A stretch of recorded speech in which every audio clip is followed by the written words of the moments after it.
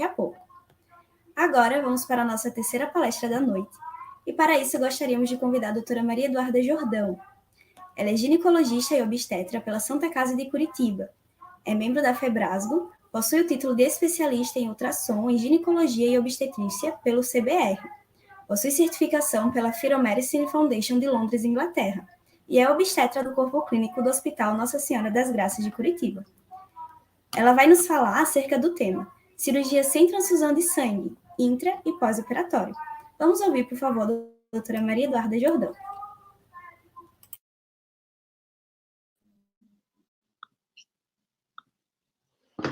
Então, primeiramente, boa noite. Eu gostaria muito de agradecer o convite do Centro Médico de Coruripe, né, por estar abrindo essa oportunidade para a gente falar um pouquinho desse tema que é bem relevante na atualidade, né?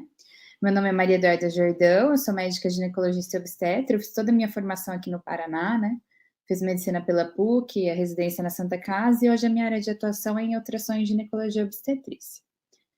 E se a gente vai falar sobre cirurgia sem transfusão, a gente tem que entender o porquê que a gente vai evitar a transfusão, por que não transfundir. E a doutora Rubelli falou vários motivos, mas eu elenquei 3 principais. O primeiro é que a gente tem uma escassez de bolsas de sangue nos hemocentros. Então, a gente vê que a demanda de hemoconcentrado, ela está aumentando, mas a doação não. E esse cenário aumentou muito no Covid, na pandemia do Covid. Então, a gente tem que conhecer alternativas, porque pode ter situações em que a gente não vai ter a opção de poder transfundir, porque não tem a bolsa. Um outro motivo importante é que tem alguns pacientes que eles desejam tratamentos alternativos às transfusões de sangue. E um terceiro é que, se a gente for ver a medicina baseada em evidência, alguns artigos mostram que a transfusão de sangue traz uma piora dos desfechos clínicos. Eu vou rapidamente elencar alguns estudos sobre isso para a gente entender um pouquinho melhor. Então, esse primeiro estudo, ele mostra da eficácia da transfusão de sangue num paciente que é criticamente enfermo, uma revisão sistemática. Ele levou em conta 45 estudos, e desses 45, 42 apresentaram que o risco da transfusão não superava o benefício. Então, o que ele concluiu? Que, adiante dessa análise, em pacientes adultos que estavam em UTI, traumatizados ou cirúrgico, as transfusões com hemácias, elas aumentavam a morbidade e mortalidade, em vez de melhorar. E, então, exige de nós uma reavaliação sobre as práticas atuais de indicação de transfusão, quando aplicar, e a gente sempre pesar o risco e o benefício antes de indicar qualquer transfusão. Esse outro estudo, ele viu o impacto na mortalidade precoce tardia depois de transfusão de sangue em pacientes que foram submetidos a cirurgias cardíacas. Então, aqui, os achados que ele encontrou é que nos pacientes transfundidos, a mortalidade era de 5,7%, e nos não transfundidos era 1,9%, então era menor. E quando esses pacientes tinham menor que 60 anos, menos que 60 anos, em 30 dias, ou seja, a mortalidade precoce era em torno de 7% para quem recebeu transfusão, enquanto para quem não recebeu transfusão, a mortalidade foi 0%, e em um ano subiu para 10%, né? Então, nesses estudos, mostrou que a transfusão aumentou a mortalidade. Qual que é a conclusão deles? Que a transdução de glóbulos vermelhos após a revascularização do miocárdio, ela aumenta significativamente a mortalidade em 30 dias e um ano, mesmo ocorrendo as correções, né? E, de novo, enfoca para a gente que a gente tem que conhecer essas novas opções terapêuticas e estratégias, onde a gente vai usar o sangue do próprio paciente. E isso não é uma coisa que foi descoberta agora, né? Esse estudo da Universidade de Ohio, de 1972, ele já falava que o sangue, ele sofre mudanças químicas quando ele é estocado. E ali ele até concluiu que quando o sangue está conservado por mais de 10 dias, ele não melhora ou até mesmo piora a oxigenação dos tecidos logo após a transfusão. E esse editorial de anestesiologia, de 1975, já mostrava para a gente que aquilo que a doutora Rubelli já comentou também, que a hemoglobina, glóbulos vermelhos armazenados no citrato, ela não estava disponível para transferência de O2 nas primeiras 24 horas. Então, quando a gente faz a transfusão, inicialmente ele tem apenas uma ação como se fosse um expansor de volume, não uma ação de melhora da perfusão tecidual.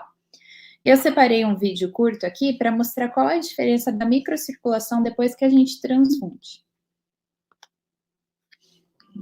Dr. Andreas Meyer-Hellmann and colleagues from the Helios Clinic, Erfurt, Germany, used a cytoscan to film the sublingual microcirculation pre- and post-transfusion in a patient with severe gastrointestinal bleeding. The patient's hemoglobin fell to 2.8 grams per deciliter. This video shows the microcirculation after initial resuscitation with an acellular volume expander. What red blood cells are left are circulating through all the multi-cell and single-cell capillaries. The next video shows the same microcirculation after the transfusion of 3 units of stored allogeneic red blood cells. Clearly, here there is reduced flow. Single-cell capillaries are swollen. There is uneven distribution of the red cells, blockage and sludging, and many areas where there are no red blood cells in contact with the tissues. This work starts to provide insights into the possible mechanisms underlying the limited evidence for transfusion efficacy. Isso. Então, esse vídeo, ele deixa claro da ação dessas hemácias estocadas, né, o quanto ela interfere na microcirculação. Então, nesse caso, a gente vê que era um paciente com anemia grave e que a transfusão até piorou a microcirculação, né? A gente vê ali que essas alterações que a hemácia sofre, elas prejudicam a microcirculação. Então, por isso que é importante a gente falar sobre o gerenciamento de sangue do próprio paciente, que é o Patient Blood Management. E ele pode ser definido de 2 formas. Ou como um conjunto de cuidados com base em evidências para otimizar os resultados médicos e cirúrgicos dos pacientes, gerenciando o sangue do próprio paciente, ou a Sociedade Americana determina como uma aplicação oportuna de conceitos médicos baseados em evidências, projetados para manter a concentração de hemoglobina, otimizar a hemostasia e minimizar a perda de sangue, a fim da gente melhorar os desfechos do paciente. Então, a gente vai agir de várias formas para poder ter o mesmo resultado que a gente esperava com a transfusão, mas usando o sangue do próprio paciente. Esse é como se fosse um protocolo de um artigo que eu tirei que fala sobre opções terapêuticas para minimizar as transfusões de sangue halogênicos em pacientes que passaram por cirurgia cardíaca. E aqui ele delimita em principais 3, né, etapas ali, que é otimizar a massa eritrocitária, minimizar a perda de sangue e tolerar a anemia. Como que a gente faz isso? No pré-operatório, a gente corrige a anemia, aumenta a massa eritrocitária. No intraoperatório, a gente cuida com a técnica operatória e faz uma hemostasia mais meticulosa. Tem a alternativa da hemodiluição normovolêmica aguda e a recuperação de sangue. E no pós-operatório, a gente reduz o limite que a transfusão é realizada, procura fazer uma flebotomia mais restritiva e a recuperação de sangue. Eu não vou falar do pré-operatório, que já foi comentado, então eu vou começar falando do intraoperatório. Um detalhe que a gente tem que levar em consideração quando a gente vai operar é a técnica operatória. A gente procurar ter um controle rápido e cuidadoso da hemorragia, não deixar o paciente sangrando, procurar ter métodos cirúrgicos menos traumáticos, por exemplo, a cirurgia minimamente invasiva, né? Ou então, se a gente sabe que tem um risco de aumentar o sangramento, evitar operar através de aderência. Também procurar usar oclusão mecânica, como os grampos, ligadura, sutura. Em cirurgias cardíacas, a gente procura reduzir a duração da cirurgia quando o paciente estiver em uso de SEC. Procurar permitir uma hipotensão moderada, que é uma pressão arterial média entre 50 e 60 milímetros de mercúrio, porque assim que a gente corrige essa hipotensão, se a gente procura uma normotensão, muitas vezes a gente pode fazer com que alguns lugares em que o sangramento parou, que ali formou algum coágulo que parou o sangramento, a gente volta essa pressão arterial para uma normotensão e esses vasos podem voltar a sangrar, então isso prejudica a hemostasia. Então, a gente tem que ter essa hipotensão permissiva, ela vai facilitar a gente ter uma melhor hemostasia durante o ato cirúrgico desse paciente. E também a gente lança mão de instrumento cirúrgico hemostático, eletrocautério, por exemplo, ablação térmica, pinça bipolar, que evitam aí o sangramento. Também a hemostasia meticulosa envolve os agentes hemostáticos sistêmicos, que a doutora Rubelli já comentou também, como a protamina, concentrado de complexo protamínico, ácido tranexâmico, e alguns outros como os fatores de coagulação, desmopressina. E como que a gente vai saber qual que a gente vai usar? Então, a gente tem que fazer uma avaliação laboratorial importante também antes, que inclui TAP, TTPA, o tempo de coagulação. Aqui são alguns exemplos só, né? Daí, baseado nesses exames, nessas alterações, a gente vai saber indicar. E esse protocolo que já foi comentado também, ele mostra de acordo com cada alteração laboratorial, qual que é o melhor agente hemostático para a gente usar para esse paciente. E ali ele traz em 3 etapas, né? A inicial não funcionou, vamos usar tranexâmico de novo, talvez um complexo protrombínico, né? E daí, por último, os fatores de coagulação que a gente pode usar. Além disso, a gente tem agentes hemostáticos tópicos, por exemplo, os absorvíveis, os sintéticos e os biológicos. E aqui tem alguns exemplos, né? O colágeno microfibrillar, adesivo de cianoacrilato, trombina tópica. Então, a gente vai usar de acordo com o que a gente tiver disponível e de acordo com o que for da nossa experiência. Aí, outra alternativa que a gente tem para gerenciar o sangue do paciente é a hemodiluição normovolêmica aguda. Como que ela funciona? Você vai retirar do sangue mais ou menos 1 a 4 bolsas, logo após a indução anestésica, quando ele está lá já no centro cirúrgico, a gente retira essas bolsas de sangue e a gente repõe com cristalóide ou coloide para manter a normovolemia desse paciente. Esse sangue vai ficar disponível até a equipe cirúrgica achar que é o melhor momento de utilizar. Então, durante a cirurgia, é recomendado que se façam coletas entre 30 e 60 minutos pré-acompanhando a hemoglobina do paciente. Por exemplo, quando cai abaixo de 7, ele pode usar uma bolsa, né? Ou então, de acordo com se ele fizer alguma instabilidade hemodinâmica também, então isso vai ficar a critério do cirurgião, que pode ser durante ou após. Ele está indicado para pacientes que têm hemoglobina normal, mas que se espera um grande sangramento durante a cirurgia, por exemplo, 1000 ml de sangue. Quais são algumas vantagens desse método? Primeiro, que a gente não tem os riscos relacionados a ter um corpo estranho, a ter um sangue halogênico de outro paciente. Então, não tem reação alérgica, inflamatória, imunológica. Também a gente tem ali imediatamente a disponibilidade de sangue fresco do próprio paciente, com plaquetas, fatores de coagulação. A gente vai evitar de usar o sangue que está escasso lá nos hemocentros, e a gente viu que as hemoglobinas que estão estocadas, ela tem uma menor capacidade de carregar oxigênio e de liberar esse oxigênio. Então, a gente resolve esse problema, porque a hemoglobina, né, a hemácia que está dentro dessa bolsa, que foi usada na hemodiluição, ela não sofreu aquelas alterações químicas e biológicas ainda. Então, a gente sabe que ela tem uma maior capacidade de transportar o oxigênio. Também vai melhorar a perfusão tecidual, porque a partir do momento que você faz a hemodiluição, você reduz a viscosidade sanguínea, então você libera mais oxigênio. Não tem um alto custo, é seguro, e também você diminui o sangue perdido durante a cirurgia, porque como você hemodiluiu o paciente, o tanto que ele perderia de sangue, por exemplo, em 100 ml, o tanto de hemoglobina, ele vai estar diminuído, então ele vai estar perdendo menos sangue. Em que casos a gente não pode usar esse procedimento? Pacientes que têm arritmia e instabilidade hemodinâmica e pacientes que têm alguma infecção grave, por exemplo, sepse. Em alguns casos, a gente tem que pesar o risco e o benefício. Então, pacientes com insuficiência cardíaca, insuficiência renal, anemia prévia, hipotermia, porque a coagulação já vai estar prejudicada, distúrbio de coagulação, ou algumas outras condições, por exemplo, como angina instável, estenose aórtica severa, ou até uma cirurgia de urgência. Tudo que pode levar a uma sobrecarga do sistema circulatório, a gente tem que ver se vale a pena ou não, porque em alguns casos, conforme você vai repondo ali, pode aumentar essa sobrecarga também. Então, aqui é um exemplo de como funciona. A gente tira esse sangue, deixa ele conectado com o paciente e faz a expansão para ele ficar normovolêmico com o cristalóides ou coloides. Depois que a gente infundiu, ele ficou normovolêmico durante a cirurgia. Precisou, a gente levanta e usa aquela bolsa, mas é importante que ela fique conectada. Eu tenho um vídeo que ele vai explicar um pouquinho melhor como é esse processo.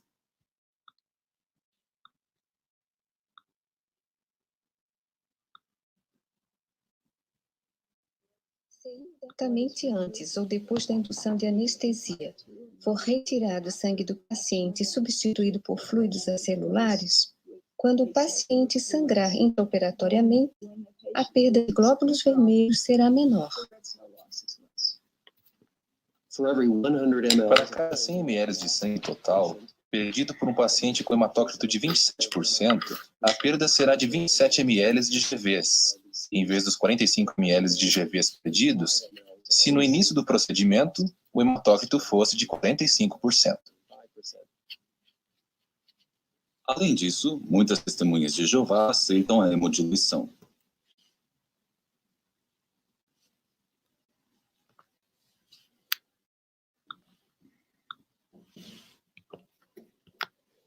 E uma outra alternativa que a gente tem no intraoperatório é a recuperação de sangue. Então, ela é uma máquina que ela vai recuperar o sangue durante a cirurgia. Ela é mais conhecida como Cell Saver. Ela vai fazer a coleta do sangue do campo cirúrgico no intra ou no pós-operatório.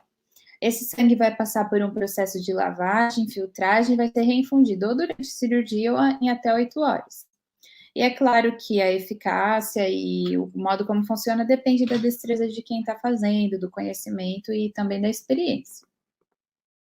Para quem que é recomendado esse método? Para procedimento cirúrgico em que você estima que a perda pode exceder 500 ml, para pacientes que já têm anemia no pré-operatório ou durante a cirurgia e fator de risco para sangramento aumentado, pacientes que têm um grupo sanguíneo raro, ou que já estão sensibilizados por politransfusões anteriores, pacientes que se recusam a receber transfusões de sangue halogênicas, e gestantes também que já têm uma anemia significativa, ou então quando você prevê que tem algum fator de risco para sangramento, por exemplo, como uma placenta creta, ou se ocorrer um sangramento mesmo durante a cirurgia, você pode usar essa máquina. Qual que é a vantagem? Bem parecido com as vantagens da hemodiluição. No caso dessa máquina, a gente pode recuperar de 50% a 90% das hemácias que estão sendo perdidas ali no campo cirúrgico. Ele é seguro para o paciente, reduz o tempo de hospitalização, evita o risco de transfusão halogênico, que é o mesmo do outro, infecção, alergia, né? Elimina a doença enxerto hospedeiro. Você tem imediatamente um sangue fresco disponibilizado para o paciente, que inclui as plaquetas. Você evita de usar o sangue dos hemocentros, e são hemácias que também têm maior capacidade de transporte de oxigênio do que aquelas que tinham na bolsa de sangue. Ou seja, sempre que a gente usa o sangue do próprio paciente, a gente está usando o melhor tipo de sangue para transfusão, que ele vai ter o mesmo DNA do paciente, não vamos ter risco de reação alérgica, inflamatória e imunológica. Então, aqui tem um esquema que explica mais ou menos como funciona o Cell Saver. Então, ele vai para um recipiente onde ele é lavado, filtrado, o resíduo é desprezado por um outro caminho, e daí depois esse sangue ele é reinfundido de volta para o paciente. E tem um videozinho aqui também que resume como que funciona o Cell Saver também.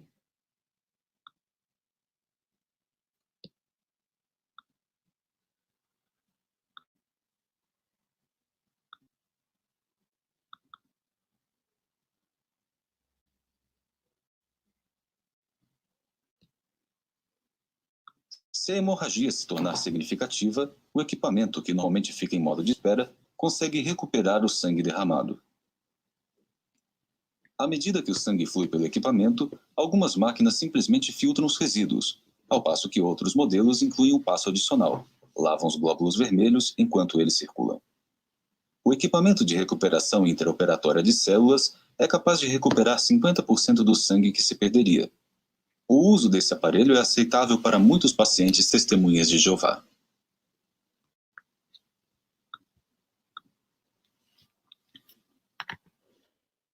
E no pós-operatório, quais são alguns cuidados que a gente pode ter para também evitar a transfusão? O primeiro deles é a gente reduzir o limite em que a transfusão é realizada. Como que a gente vai conseguir isso? Se a gente tiver uma tolerância à anemia. Então, é aquilo que a doutora Rubelli comentou. O paciente vai tolerar a anemia e o médico vai cooperar com o paciente em tolerar a anemia. Porque muitas vezes o paciente está ok com a anemia, mas é o médico que fica preocupado e não tolera. Então, uma das maneiras é a gente otimizar a entrega de oxigênio. A gente viu naquela relação que ela comentou, em que a hemoglobina é só um dos fatores, né? O outro é o débito cardíaco, o volume circulante. Então, a gente vai procurar repor fluido se o paciente está hipovolêmico, né? Pode ser usado tanto cristalóides quanto colóides, só que se a gente usar o colóide, a proporção é menor, e a gente vai usar ali no máximo 2.000 ml por dia. E essa proporção dos cristalóides para os colóides também é a mesma que a gente usa na hemodiluição normovolêmica. Uma outra maneira da gente tolerar a anemia é a gente procurar uma oxigenoterapia precoce. Então, se a gente fizer uma ventilação hiperóxica, aumentar a fração expirada de O2, um suporte ventilatório com CPAP ou câmara hiperbárica, a gente vai aumentar o conteúdo arterial de oxigênio. E isso, por si só, já pode ser suficiente para ajudar o paciente a continuar perfundindo bem, apesar da anemia. E minimizar o consumo de oxigênio. Usar a menor dose que puder para manter a analgesia e sedação, usar ventilação mecânica, se necessário, para evitar o consumo de O2 e manter a normotermia, porque tanto a hipotermia quanto a hipertermia, elas prejudicam e aumentam o consumo de O2. Então, se um paciente está febril, a gente resfriar esse paciente já vai diminuir o consumo de O2 dele. E também a flebotomia restrita e a recuperação de sangue. A recuperação de sangue, ela funciona muito parecido com o Cell Saver, só que em vez de a gente utilizar recuperar o sangue do campo cirúrgico, a gente vai recuperar o sangue de drenos, por exemplo, ele vai passar pelo mesmo processo de filtragem, lavagem, e vai ser reinfundido no paciente. E a flebotomia restritiva, ela envolve a gente realizar testes essenciais. Então, a gente não vai ficar fazendo exames de rotina, principalmente exames que não alteram o tratamento. A gente vai procurar testes que vão realmente modificar o tratamento, em vez de fazer todo dia, ver a hemoglobina do paciente todo dia, não. A gente vai olhar vários outros detalhes e ver se aquilo vai alterar o tratamento ou não. Uma das maneiras também é a gente utilizar tubos pediátricos, a gente vai evitar a perda de sangue do paciente, e o monitoramento não invasivo. Então, ver a saturação de O2, ver outros detalhes que possam indicar se o paciente está perfundindo bem ou não. E daí, se a gente vai solicitar ou não esse exame, para poder avaliar a anemia ou, em geral, o quadro clínico geral do paciente. Então, essas são as minhas referências. E eu gosto muito dessa frase, eu quis deixar ela como final para a gente, porque ela diz assim, ó, conheça todas as teorias, domine todas as técnicas, mas ao tocar uma alma humana, seja apenas outra alma humana. Então, os médicos, eles gostam muito de estudar, de saber, de aprender, e conforme a gente vai envelhecendo na profissão, a gente vai ficando cada vez melhor. Mas a gente sempre tem que lembrar do lado humano, que aquele paciente, ele não precisa só da teoria, mas ele precisa também da atenção, do cuidado, e muitas vezes a gente ser humano é a gente oferecer um tratamento tão bom quanto aquele que ele não aceita, né? E procurar oferecer para ele o melhor tratamento, que para ele seja um bom tratamento e ele aceite aquela proposta também. Obrigada.